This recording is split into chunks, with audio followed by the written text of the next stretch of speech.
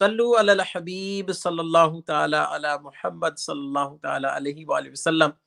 Dear viewers of social media, Assalamu alaikum wa rahmatullahi wa barakatuhu. Welcome back to our Leicester Fazani Medina Facebook page at a slightly delayed time of about 5 o'clock.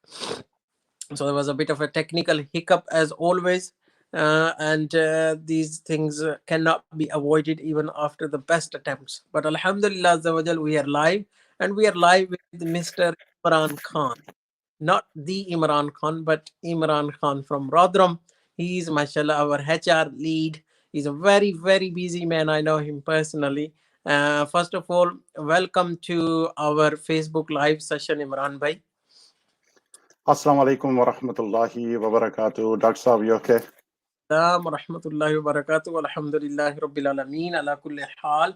And I would like to really appreciate and thank you for taking the time out, and especially in this period of coronavirus, where we've got some of our employees still working and others on furlough, and how busy you are dealing with the government and making sure that everyone is getting their money still on time.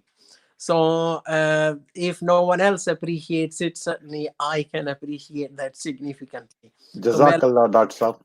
that now, okay. So due to the slight delay, we'll actually go on to 20 past 5. But 20 minutes, inshallah. We'll try to make best use of the time. The aim of this program is Services of Dawat Islami, to basically tell the viewers that how Dawat Islami is trying to provide a professional service, fulfilling the need of the time and also the legal requirements of this country as well. Now, HR, Human Resources, is a very important department, and you are the lead for Dawat Islami at UK level. So, I'd like you to briefly tell us a little bit about what's the sort of yes, there are thousands and thousands of volunteers for Dawat Islami even in UK, but in terms of our employees, how big the organization is. Dawat Islami UK, we have approximately 390 to 400 employees at this moment in time. Alhamdulillah, Dawat Islami has been running now for many years, and we have many departments in Dawat Islami UK, Madrasat al-Madina, Jamiat al-Madina. We have Madaniyat Diyat boxes and various other roles within the organization. MashaAllah. So that's 340 or so. 390 plus. 90 approximately. So approximately 400. Ji, and a number of different departments as well, and lots of roles within Dawat Islami. So let's start off with, let's say that what is our select process? How do we ensure that we select the right people? Let's say in Leicester Fazani Medina, the brothers here want to employ someone. So what are the initial stages that they go through, so that the viewers know that what is this process and how we are trying to approach it from a professional point of view? Okay, so basically a job description needs to be created, and we have job descriptions, and the jobs are then advertised. We advertise the jobs online. We then wait for CVs to come back. So we have a shortlisting strategy, and what happens is we shortlist candidates, and then we go on to sending application forms, etc. It's quite a long explanation, but I'll try to shorten it as much as possible. I know we have only 20 minutes. So once an application form has gone, let's say for argument's sake, we are talking about Fezani Medina in Leicester. What we would require is the CVs, like I said. We will then send out, once we've shortlisted the candidates, we would send out application forms. Now we have an application pack. The application form would come back, and we'd see if it's suitable for the people what we are trying to employ. Then we will ask for references. Then there will be a second stage of shortlisting the candidate, and then we will go on to interviews. And again, in the interview process, there would be a minimum of 2 people on the interview panel. And again, a word which you will be quite you will know about this, quite knowledgeable about safer recruitment. A lot of people don't understand what safer recruitment is. because we are quite a large organization and we have vulnerable people working for us and children, we use our safer recruitment process. And this is what I'm explaining to you now. We have a safer recruitment policy as well in place. And after the interview stage, like I said, again, the panel will decide on who the most suitable candidate is. And we have induction. We have some online courses for our employees. So depending on which role you are going into, there is various courses. We have up to 125 courses, online courses, which we make our potential employees complete. And then there is the DBS process, data GG barring test check, where we make sure that the candidate doesn't have any criminal records. So it's quite, like I said, it's quite a long-winded process, but I've just explained it in some brief few So minutes. the gist that I get, I mean, viewers of our social media, they can also ask a question. Don't ask a question about your personal circumstances. Why haven't I been paid and so forth? But any general question about our Any personal recruitment questions, they can by all means send to HR email, which all the employees do have, and inshallah we will endeavor to respond to those. Mashallah, mashallah. So just for the sake of the viewers, so basically, we are purely talking from a legal point of view, because we work with vulnerable children. Obviously, children are vulnerable. They're classed as from safeguarding point of view, vulnerable people. So whenever we employ, we have to make sure that we go through this open and transparent process of advertising and selection and so on and so forth. And our HR team basically has got safe the recruitment policy and the safer recruitment policy, and they've got these set procedures that they follow, that we select the right person for the right job. Now, clearly, this is meeting the legal requirements and so forth. But in addition to this, each department has their own set criterion. So, for example, someone wants to teach in Jamiatul Madina or Madrasatul Madina, then they will be required to have appropriate qualification from that point of view. Of course, they will need to have the appropriate qualifications, the appropriate skills for that particular role, and that is where, like I explained in the actual process, we will shortlist in our shortlisting process. That does this person meet the criteria? Does this person have the required qualifications, etc., etc. So yes, that is one of the questions or one of the shortlisting processes what we have to follow and abide by. We got a question from Saqib Ali. I don't know whether he's a member of your team. If he is, then I'm sure you'll be able to deal with him afterwards. But he's asking, are you still recruiting during this pandemic? At this moment in time, we are not recruiting anybody in this pandemic at this moment in time. However, we are still gathering our CVs, and obviously, inshallah, when things get better, we will have a bank of CVs for when we do start to recruit again. Okay, good. You mentioned that clearly employees will have, the potential employees will have an interview.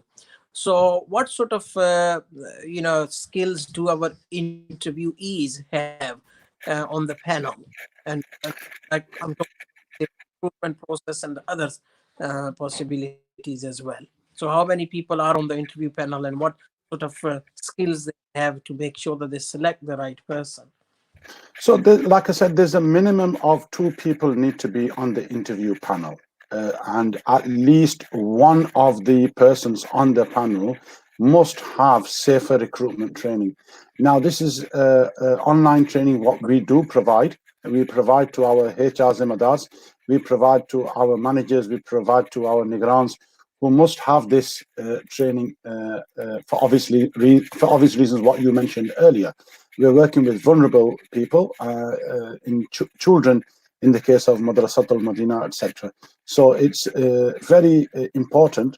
Not only is this a legal, but it's also a moral and a Shari responsibility for us to safeguard these people and these children. I'm sure the viewers of our social media page, they will find it reassuring to know, especially the parents, that we do have all these processes in place and as part of safer recruitment. Now let's say that now I was the one who applied. I went through the interview process. I was chosen as the best candidate, and now I'm sent an offer.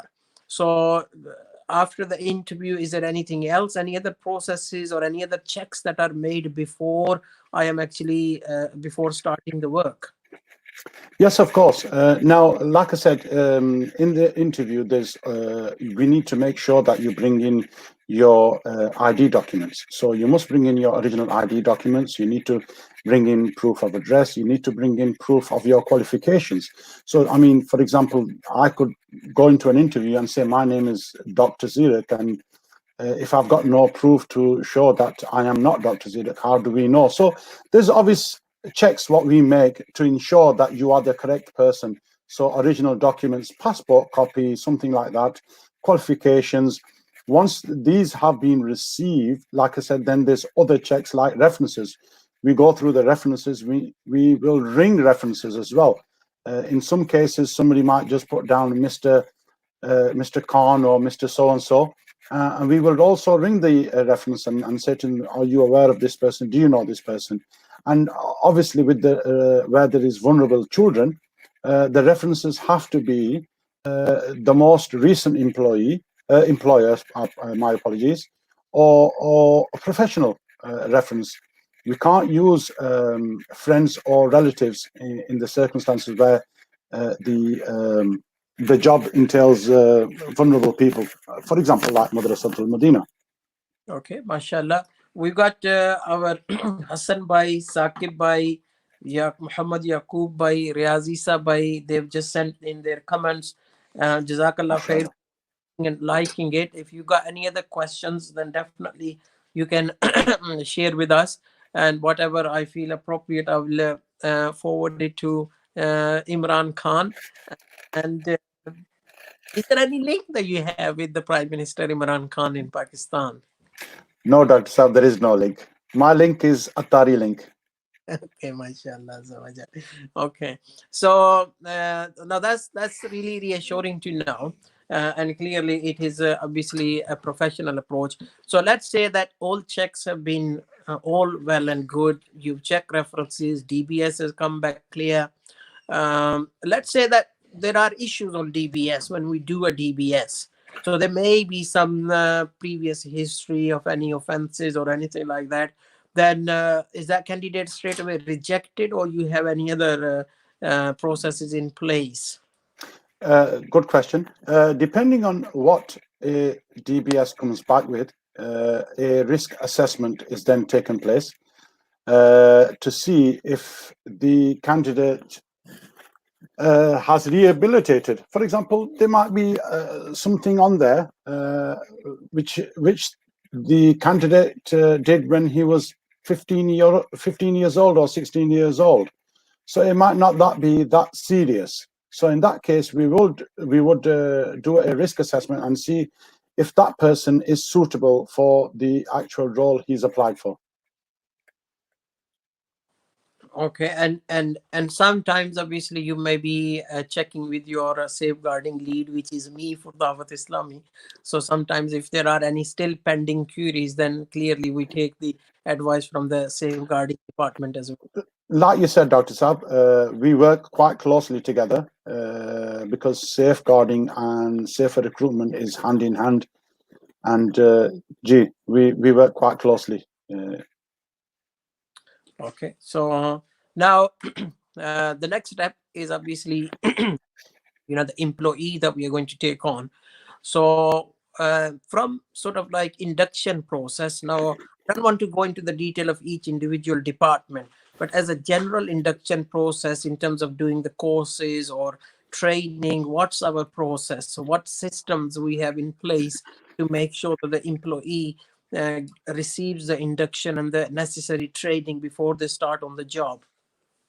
Okay, so we have some online courses which I've mentioned earlier on before, and the Head Khalid Bhai has joined us as well. Masha, So Gigi, we have some online courses which we make all our new recruits do, and we actually renew these for our existing employees as well every year. So what we do is make sure they do the online courses. Like I said, it depends on what role you're going to. For example, if you're going in a role of Madrasat al-Madina teacher, then you would have to do safeguarding children. If you're going as a safeguarding children level 1. If you are a Nazim, a head teacher of a madrasa, you will be doing safeguarding level 1 and 2. There'll be other courses like medication awareness. Some, you'll know yourself, Dr. Saab, that some children who come to the madrasa have asthma. So not a lot of people know how to use an inhaler. And with smaller children, you know, they have a spacer where they use the inhaler. And a lot of people don't have that experience or that knowledge. So this is the skills they need for when they go into that job role. Stress in the workplace is another one. Working at height is another one for caretakers. I'm just thinking, you know, these are just giving you some random courses. Basic fire safety for every employee. Fire safety is another course which is compulsory for everybody. So first of all, would like to welcome Khalid Bhai in our show. Thank you very much for that. MashaAllah. Both for me and for Imran Bhai as well. So Khalid Bhai is asking is how hard are the courses? The courses are not hard, believe it or not. I've done a lot of the courses myself. Majority of the courses are multiple choice questions. So if you don't get the course correct, you have different sections within the course, modules. So for example, if you don't pass the first module, if you don't get more than 80 or 90%, it won't let you go on further.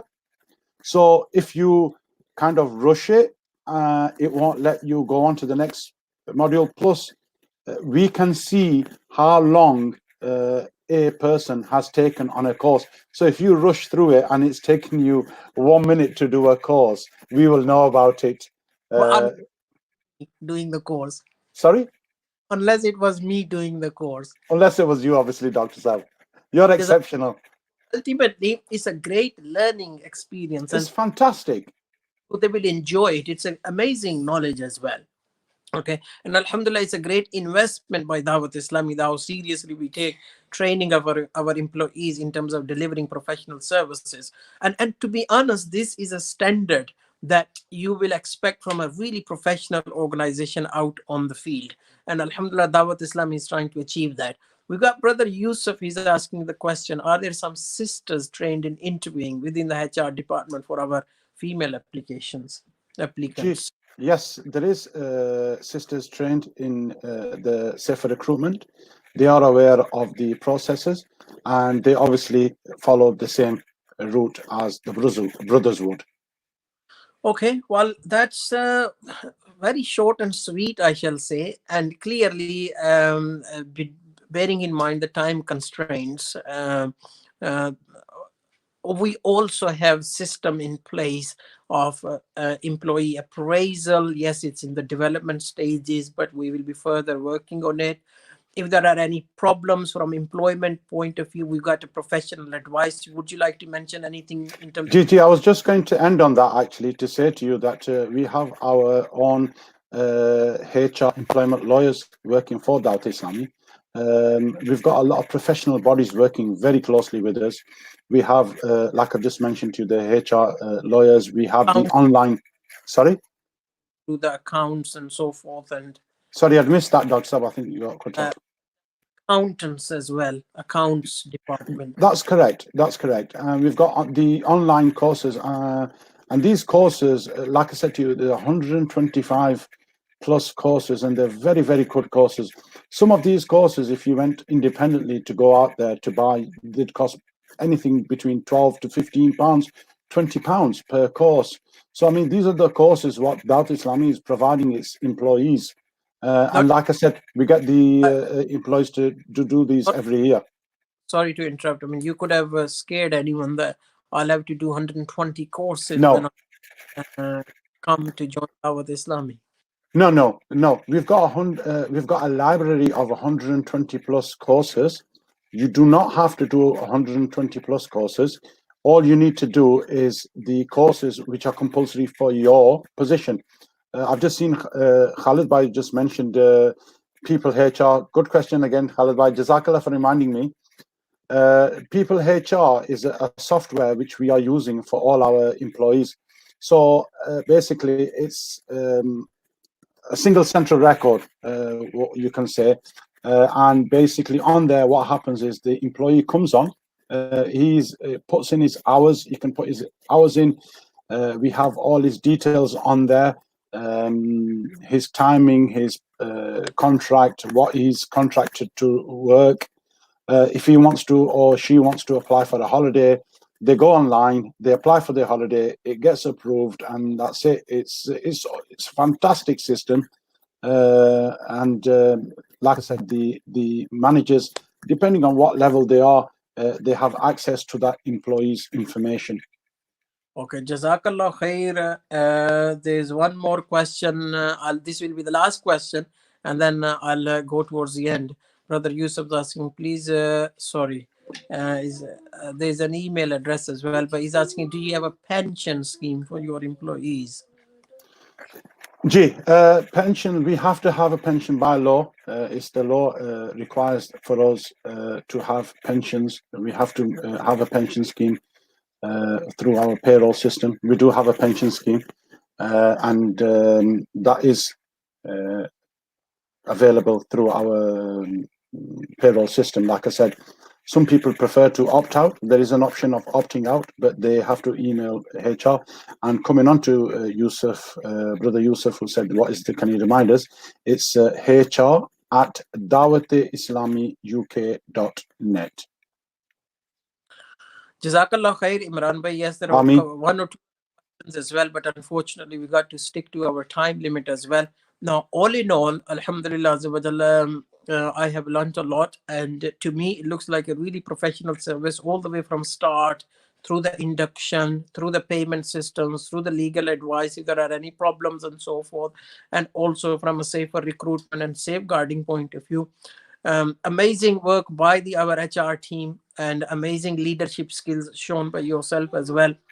And to all the viewers of our social media page, look how professionally Dawat Islami is trying to work. This is just a glimpse of one of the department.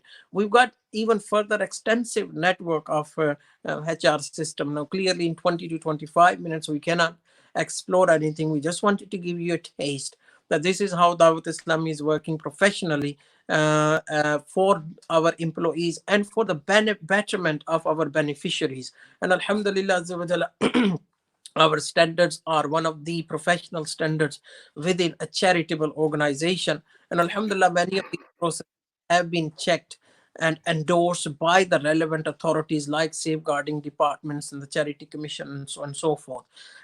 So do keep supporting Dawat Islami.